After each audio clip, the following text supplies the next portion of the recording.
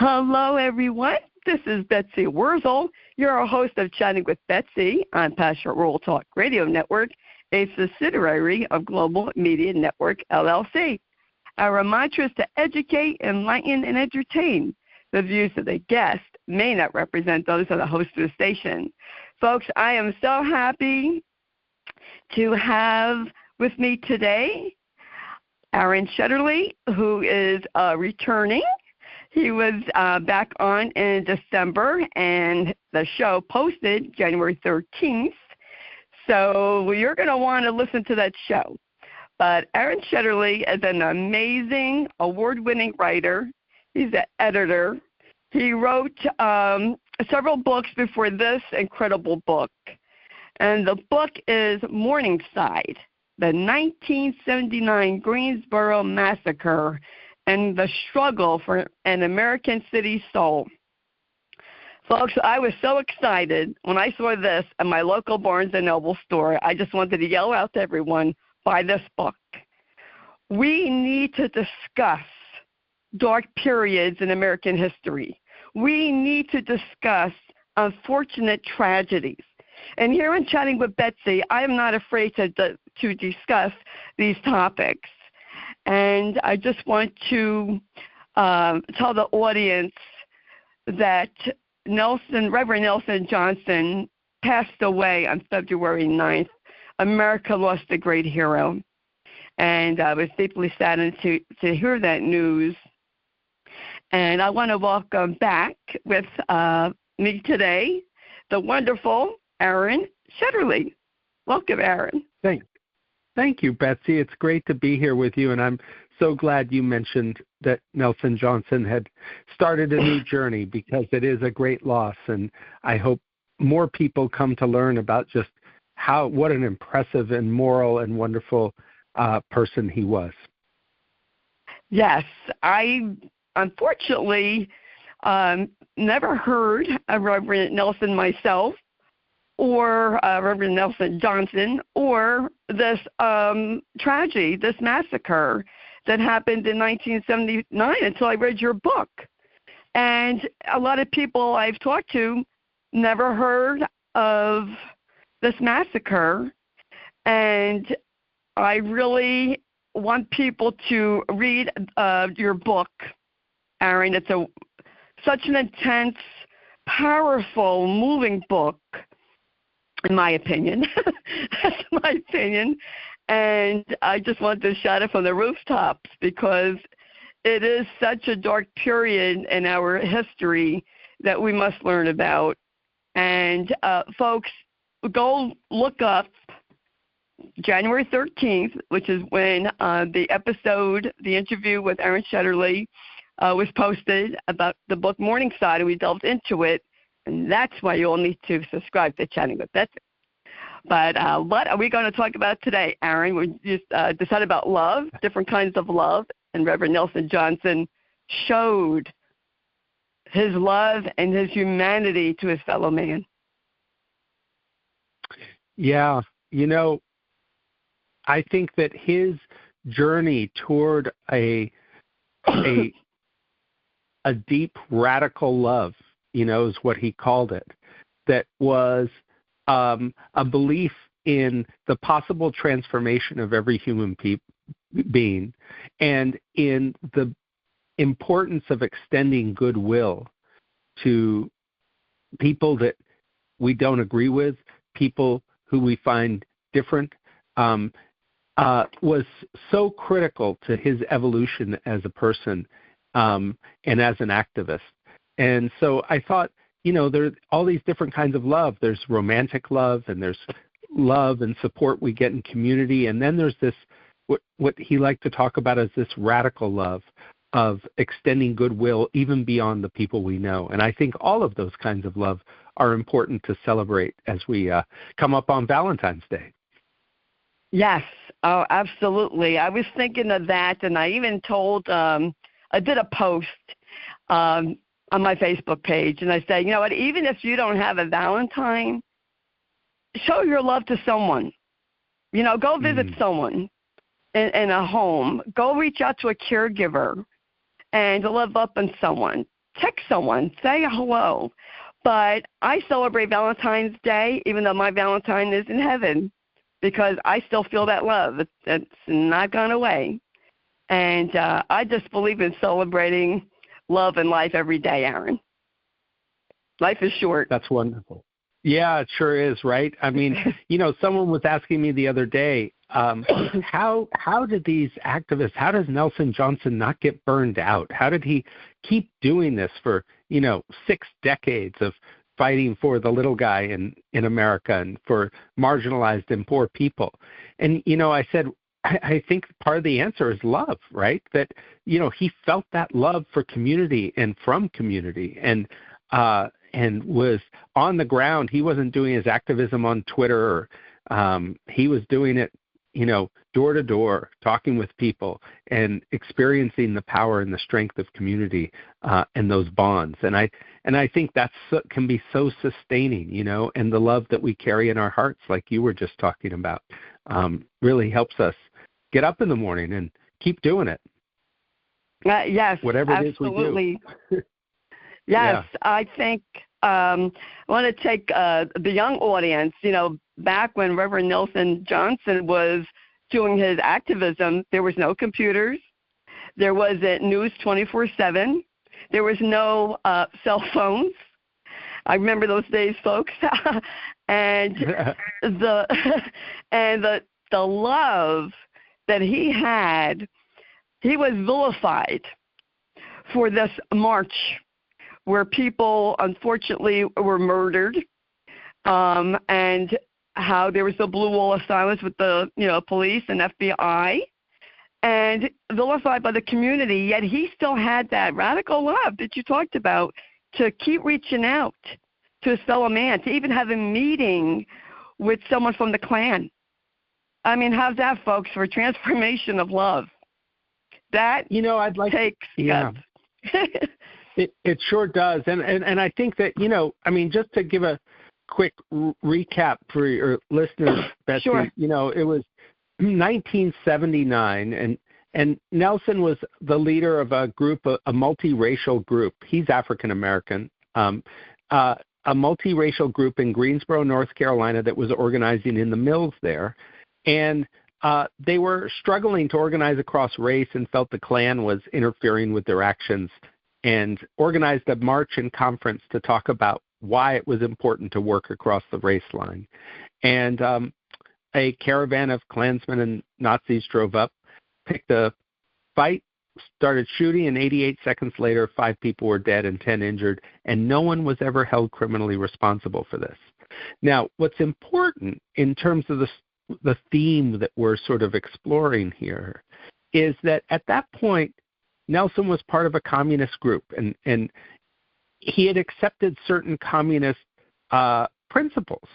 For example, dictatorship of the proletariat, that the working class should rule in a form of workers' dictatorship, and that people should be expunged and purged from parts of our society, or forced to comply with these ideas. I mean, obviously, these were organizers in a mill. They weren't in any position to actually do this stuff, but they talked about it. And after this event, and after going through all the difficulty of these trials, he begins to realize the limits of that, and that it is not going to move our society by anyone, even if they feel they're more right, othering someone else, right, and deciding they're less than human or have less rights. And so he moved to sort of this, decided to become a pastor, but this kind of radical liberation theology, this idea of putting the poor first, but doing it through this idea of love and transcendence and radical love that could insist on the moral value of every single person. And he really, you're talking about this incredible episode. It was this episode that gave me goosebumps when I heard it from him the first time, of when the Klan is going to march in Greensboro again, and it's after the shooting. It's 8 years later. It's 1987. These things are so persistent in our culture. And he decides that he wants to ask them not to come. And he uses the example of the Good Samaritan, right? This idea of, and loving thy neighbor as these principles that instead of dictator of the proletariat that he wants to put into practice. And he sits down with his wife, right? There's his romantic love, and discusses this with her. And he says, I need to protect my community. And, there's his communal love, and I don't want the Klan to come. And so he sets out on this journey and drives 70 miles into rural North Carolina to meet with the Klan and to ask them not to come. And he actually has this conversation with them. And it's such a dramatic, courageous thing to do, but is part of his transformation from, communist to something else, but still holding on to these core principles that, the poor and marginalized should come first. Yes, I'll tell you what, when I read that, I was like, wow, that takes guts and really a strong faith in God to meet your enemy and knowing that you might be killed. You're going into enemy territory. That I really admired Rev Nelson Johnson for what he did, and to demonstrate, let's reach out the olive branch to people who don't agree with us or that we might consider our enemies. He was love your enemies. It's what the Bible says. Not always easy to do, folks. It's not. But it's such a powerful love, really, that Reverend Nelson Johnson showed for his community, for his family, for his friends. He was deeply affected by what happened in 1979. Excuse me. Yet he went on to try to still change the community and to have equal rights. It's very difficult. I remember when there was they talked about a union starting in a hospital. They didn't allow unions in the hospitals back in the 70s. You were fired if you even talked about it. And now the hospitals have unions. And there should be equal pay, whether you're a man or a woman or whatever you claim to be, and no matter what your race is or your ethnic background. I always believe, Aran, that children, and you have a child, when they're in the sandbox, they're in a playground, they don't care who they play with. They really don't care. It's the parents who tell them, don't play with this one or don't play with that one. But children don't care who they play with. They just want to play. Excuse me. And why can't we as an adults have that same attitude? We're more alike than we are different. And I always say, I've said on my show, you cut us up and we all bleed red blood. And, we're the same. I mean, I really, God forbid, if I was ever in an accident, had an emergency, do you think I would care what color the person was or ethnic background coming to save me? Absolutely not.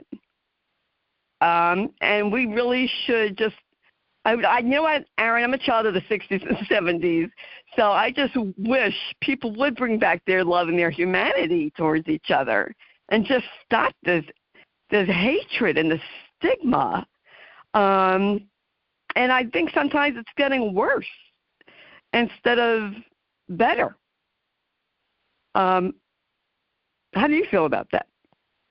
Yeah, I guess I feel a couple different things about it. I feel like, I feel like a lot of that anger and hate, it sells TV news and sells programs and, gets people addicted to their social media.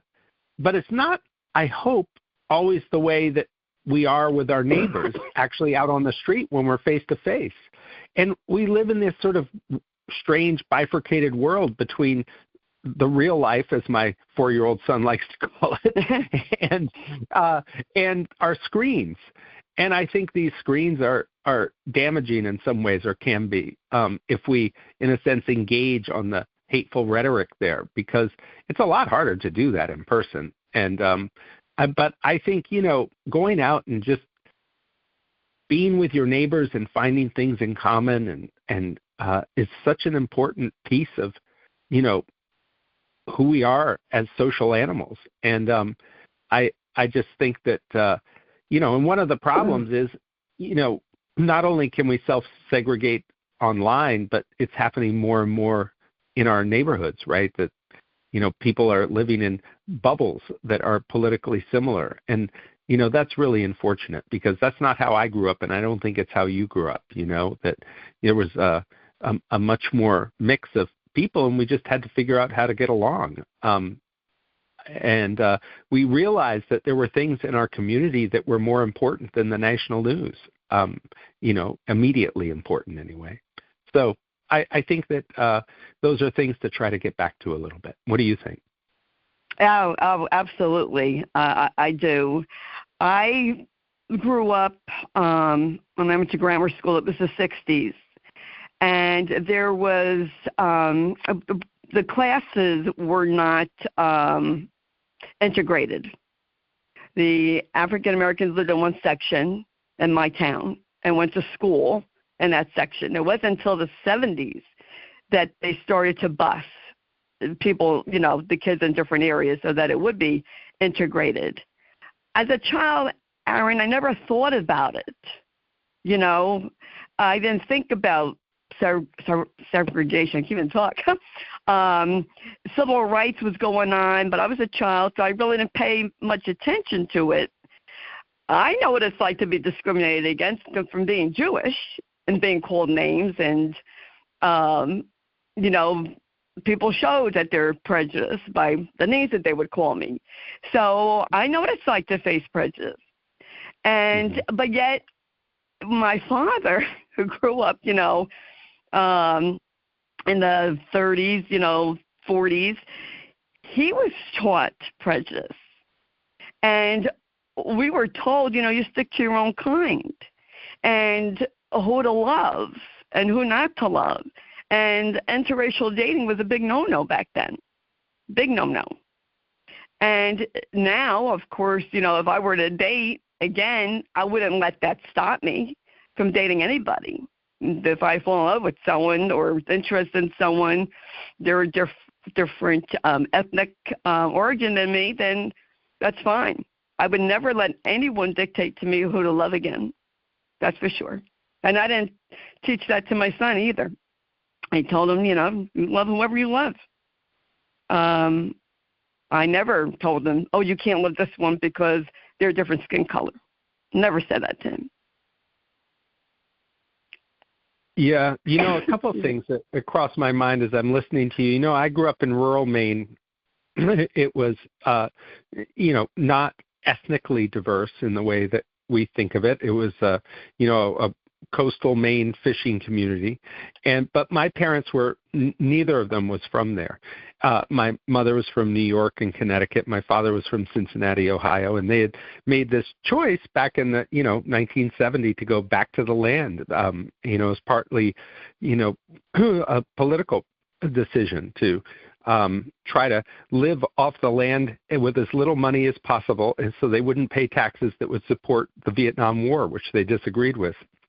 And so I grew up in this woodlot, essentially, with a pump for water and an outhouse and no electricity until I was 11 years old. But I grew up in this wonderful fishing community, working class community, and I was very different. And one of the things that I think I carried with me into the world from that experience was there are lots of ways to be different, and lots of ways to stand out. And we get very focused on race in our culture, but there are many ways that, people who look alike in some ways are considered to be sort of lumped together can be very different and heterogeneous inside that group too.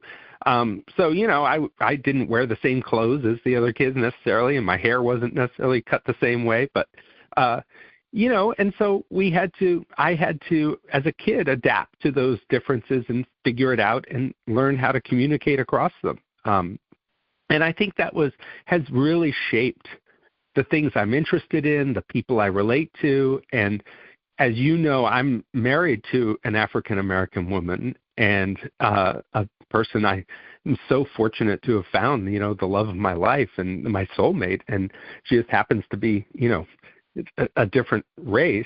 But what's interesting, we live in Virginia, and it was only a very short time before both of us were born that our relationship would have been illegal in Virginia, not just like frowned upon, but literally illegal. And the amazing case of the Lovings, I don't know if you saw that movie a few years ago. That was such a great movie about this white man and his desire to marry a black woman that went all the way to in rural Virginia, that went all the way to the Supreme Court and began to strike down these anti-miscegenation, they called them, laws.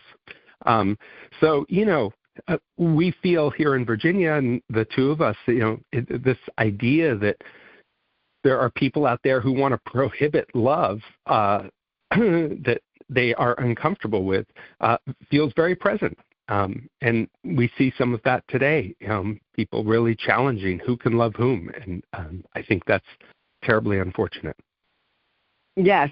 Might have told this in the first interview. I don't remember, but I told you after. I wasn't sure if I said in the interview or after. But when I was in high school, I worked in a nursing home, and I liked this guy that worked in a nursing home, and he was African American, but I was not allowed to date him. And one of the people I worked with, oh my goodness, she was a hillbilly from West Virginia. So you knew by the way she talked how she was raised. And she told my mother, and I won't use the language she used, that I liked this guy and I was talking to him. She didn't even want me talk. This woman didn't even want me talking to this guy. And I couldn't date him because I knew the consequences of that. But fast forward, this is so funny. I was with my son at a Burger King. It had to be the early 90s or late 80s. And this guy comes over to me and he said, "Did you work in a nursing home?" And I said, "Yes." And he was bald, so I didn't recognize him right away. He goes, "I remember you." And it was the guy that I had a crush on. Oh, wow. And he goes, "I knew you the minute you walked in the door. You didn't change a bit." And I said, "Well, I guess that's good." Trying to think of his name. I think it might have been Tim. His name might have been Tim. And he goes, "I know you don't recognize me because now I'm bald." He had a big fro back then. But years later, my sister married someone who's Filipino, and he's very dark. If you didn't know he was Filipino, he passes for African American, and my parents greeted him with open arms. So hopefully, people change. I live in a very diverse area. I'm in New Jersey, and you see a lot of mixed marriages, interracial dating. You see now, which is accepted finally, but it wasn't accepted back then.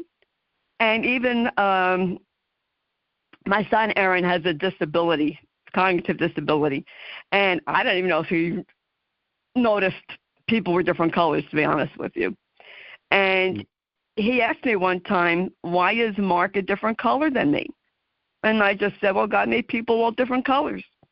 He went on his merry way, didn't think anything of it, and he liked this little girl in his class who was African American, and he told my father, and he's like, and Joshua said, "I want to marry her." My father's like, "You can't marry her. I won't go to your wedding." And Josh was upset. He's very sensitive. And I said, "Don't worry, Josh. By the time you get married, if you get married, Grandpa will be in a home and won't remember anyway." So, and then it turned out my father did go into a home, and he wouldn't have remembered. But it's all the way we raise our children. And I'm just so glad that now we're in a society, Erin, that you and your wife can live in peace. and your son. And if my son wants to date someone of another race, it's accepted, which was not the case way back when.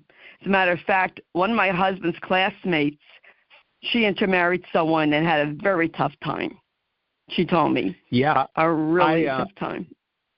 Yeah, I was talking to, there was this electrician here, this wonderful electrician who was over doing some work on our house recently, and he had to come over a few times. And one of these times I was there, and he sort of very quietly, I could tell he wanted to tell me something. And he said, I was married right out of high school to an African-American woman. He was white. And he wanted to share that with me. And he said, when we did it here in Charlottesville, it was like 30 years ago, he said, we really stood out. And he said, what's so nice is we wouldn't stand out anymore. He said, it is so much more common. All different races, Asian and African American, and he said it's so nice to see that comfort with diversity happening, and it's really true, and I'm grateful that in a lot of ways that we didn't have to deal with the pressures that he did. Yes, it was really very difficult back then. This lady, I forgot her name right now. Oh, no, it wasn't Olympia. Anyway, I forgot her name. I heard the name just went right in my head. She said that she was in the shopping mall, and some woman pushed her child. She had her girl, her daughter, in a stroller, and some woman just came in, pushed the stroller, like banged into it, and said unkind words to her. I mean, that is so unacceptable to me. That people are just that brazen to do that. Like I said, I live in a very diverse area, and the preschool that I worked at, extremely diverse. And I thought, I wish I would have recorded this. This is so cute. There was this Asian Indian boy who could barely speak English, and this Chinese boy who barely speak English, and they're talking to each other in their language, their own language, and laughing like they understood each other. As they're talking, one's talking in their language, the other one's talking in their language, but you know what? It didn't matter because they somehow understood each other and were communicating. And I think it's wonderful to see diversity in communities where you're not afraid anymore to hold someone's hand if you're an interracial couple, to be seen walking, holding hands without people verbally assaulting you or physically assaulting you. It's just, we have to still have a ways to go, folks, but I'm glad to see a big change. What is the change that you have seen, Aran, in Greensboro since you wrote the book? I'm going to be very interested to be there for Rev Nelson Johnson's memorial a week from tomorrow. So on the 21st of February, it's going to be in Greensboro. And, what I've been wondering a lot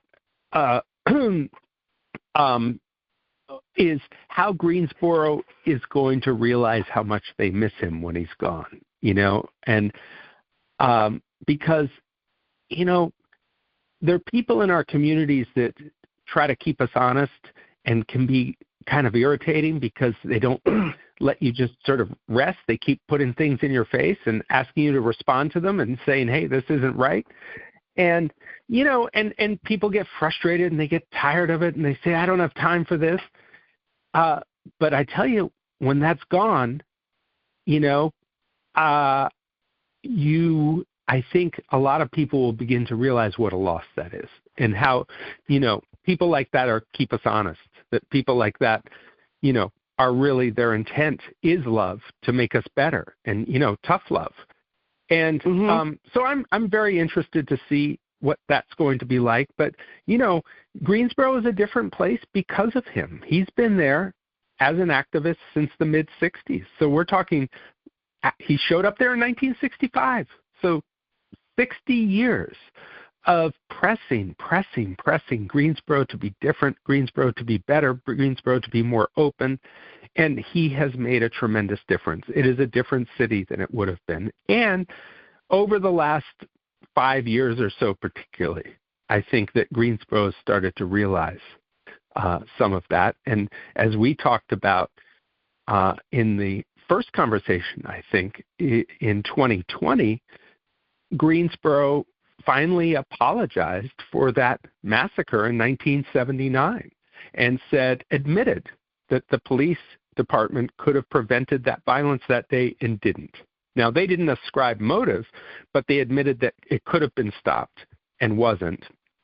And that was a huge, huge step for Greensboro to make after over 40 years of denials.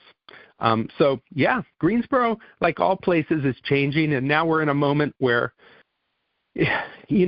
I honestly, Betsy, I feel like just remembering this history is almost an act of resistance right now, because we're being asked from the national level to, in a sense, look away from these sorts of histories, and I feel like the new president is trying to turn us back to pre-civil rights era culture in this country. So I think it's more important than ever to try to remember these pieces of our history, these figures like Nelson Johnson, and understand what they stood for and what they were fighting against. Yes, and it takes one person. People think, oh, I can't make a difference. Yes, you can. We need to speak up when there's an injustice, and if we don't, then nothing will change. I think it was, I'll paraphrase because I can't remember exactly, Reverend Martin Luther King is saying silence is what? Is being complicit? If you're silent? Yeah. When you're seeing injustice, you have to speak up. And, I always say, well, okay, what about the next person? And that's who I speak up for. When I speak up about how we were mistreated by the medical community. And, I know it's not going to bring that back, but what about the next person? They should never treat anyone the way we were treated in hospice care. And that's who I speak up for, the next person. And that's why I open my mouth. My mom, she was brought up she was born in 1930, in the 30s and 40s. Back then you're supposed to be a good little girl, right? Women weren't allowed to speak up. Well, here she has this daughter, me, who used to be quiet and shy, and now I have a big mouth. I don't care if I cause a tsunami. I don't care if I'll cause waves. I'm not going to be quiet. I can't be quiet, Aran, when people are mistreated, and I can't look the other way. I can't do that anymore. I had to speak up, and that's why I, went in my car to do videos about caregiving, because I spoke up for the caregivers who wouldn't speak up, and how we face, abandonment by people. And, it takes a strong person, and Reverend Nelson Johnson was this beautiful, compassionate man with such a beautiful heart that even after the tragedy and, people were against him, and he knew that he still went on to help people have a better life by pushing for, civil rights, equal pay, and to reach across I call it the enemy lines, saying, no, we don't want you here to the Klans. That was brave. We don't want you marching here. That is a very strong person. I used to tell the kids, I know their parents must have thought I was nuts, but I used to tell the kids in the preschool, anyone could be a follower, but it takes a stronger person to be a leader. I said, remember Miss Betsy told you this. that if you're out in a group and people are doing the wrong thing, you stand up and you do the right thing. Mm-hmm. You be the leader. Great advice. And that's, thank you. Excuse me. And that's just how I feel. Yeah, it's easy to, and you see it in groups, bullies, they pick on people, but nobody wants to stand up to them. And you have to stand up to a bully. Because when I hear one time a bully is a person who's a coward inside out. And you have to confront bullies sometimes. And we have to start, I think, accepting each other, differences and all. And everyone, Aran, wants to live in peace. Everybody wants to be respected and be treated with dignity. Everybody wants that. And it's like, why can't everybody have it? Yeah, and I think right now one way to stand up to bullies right now is also to lean into kindness. Yes. We have some immigrant neighbors from Latin America and the woman came over the other day and was standing in our kitchen and burst into tears. And she said, people are looking at me differently. And, it feels so horrible. It feels so shameful, right, to be there. And you're, in a sense, her host, right, not only in the house but in this country. And to feel like all of a sudden she's being seen differently because she's being vilified, and horrible things are being said about, her character, that she's a criminal and all these other things. And I think it's important for those of us who don't feel that to give out the kindness and make sure that people still know that there are those of us who welcome them, and aren't going to judge them in the same way. Absolutely. Extend kindness and be kind. I myself am a product of illegals. My grandparents, my mother's parents, came in this country illegally through Canada back in the 1920s. And my grandfather became a citizen. My grandmother didn't because she wasn't able to go to school because she was a caregiver for her mom. But she had her green card, and I remember my mom having to fill out the paperwork, and she was always afraid about being sent back to Russia, where she came from. So I have no room to talk since I wouldn't be here if it wasn't for my grandparents coming here. So, we don't know people's situations, and we shouldn't judge people's situations. People come here for a better life. Yes, there are people come here and they're not the best of people, but that's in all races, right? We have Americans that are not the best characters either. And, ethnicity doesn't determine whether someone's of good or bad character. Exactly. Yeah. I worked at a hospital years ago, and they would have the prisoners there, and I'm sure they did some horrible things, but and they were some of them were white folks. My mother used to say, there's good and bad in all, and every person, every ethnic origin you could think of, there are good and bad in different and people. We're people. We're not perfect.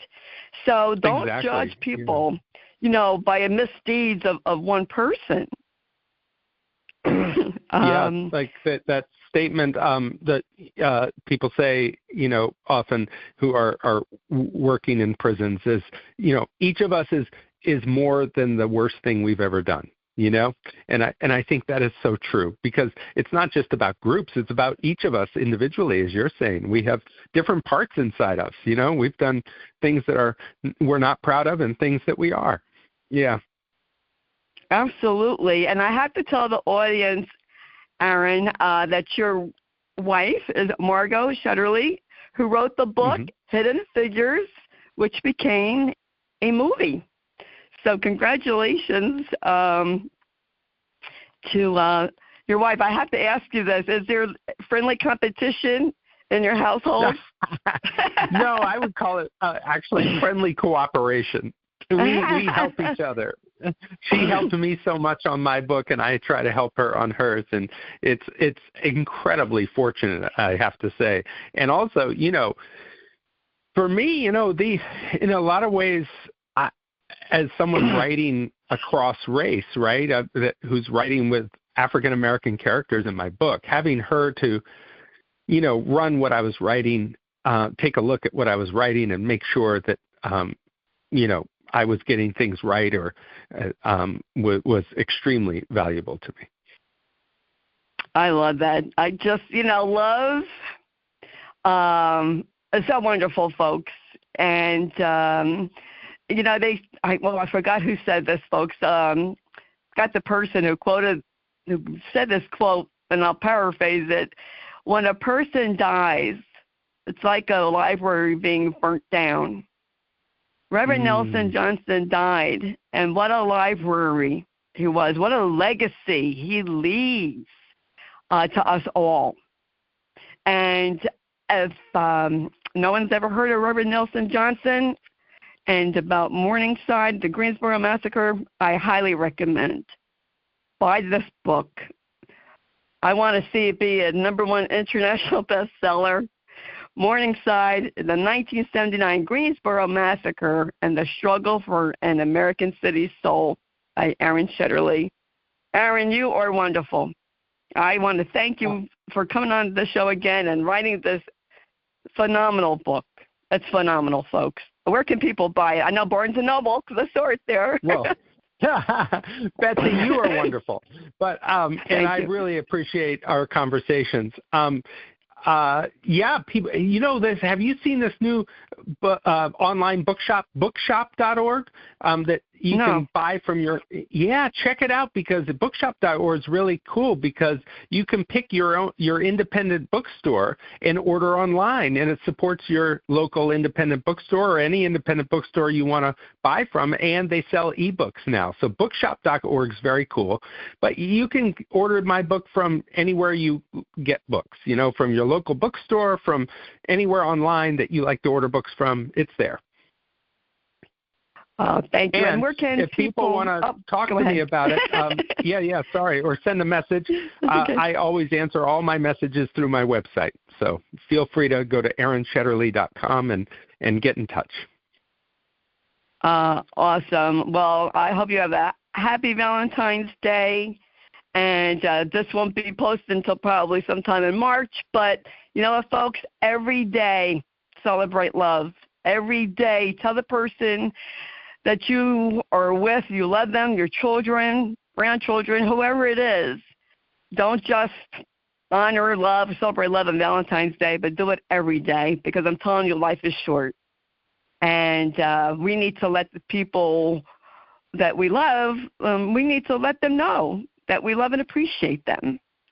And that's how I feel. And thank you again, Aran, for coming on. Folks, all the information about Aran Shetterly will be in the blog that Jeannie White writes. She's the station manager, produces the show.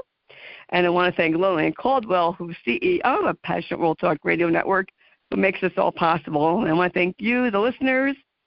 Please subscribe to Chatting with Betsy. It's for free on Amazon Music, Apple, Spotify, Spreaker, to name a few. You don't want to miss the episode. You definitely want to hear the episode of January 13th, where Aran and I go into deep discussion about his amazing book, Morningside. You're going to want to pick up a copy, because, in my opinion, this book should be in every history class, every school library, every university's library, that's how strong I feel about this book. And it has really touched me and opened my eyes. And I can't thank you enough, Aran, for writing this book. Please come back when you write another book. You are a pleasure to talk to. And as I always say, folks, at the end of my show, in a world where you could be anything, please be kind, shine your light bright, because we need it now more than ever before. If you want to follow me, I'm on Facebook, Betsy E. Wurzel, W-R-Z-E-L. This is Betsy Wurzel, your host of Chatting with Betsy on Passionate World Talk Radio Network, a subsidiary of Global Media Network, LLC. Talk to you soon. Bye-bye.